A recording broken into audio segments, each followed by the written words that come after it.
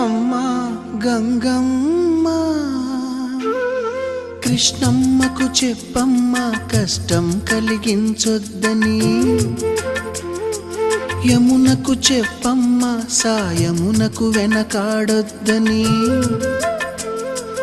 గోదారికి కావేరికి ఏటికి సెలయేటికి కురిసేటి జడివానకి దూకే జలపాతానికి నీతో బుట్టులందరికీ చెప్పమ్మా మా గంగమ్మ.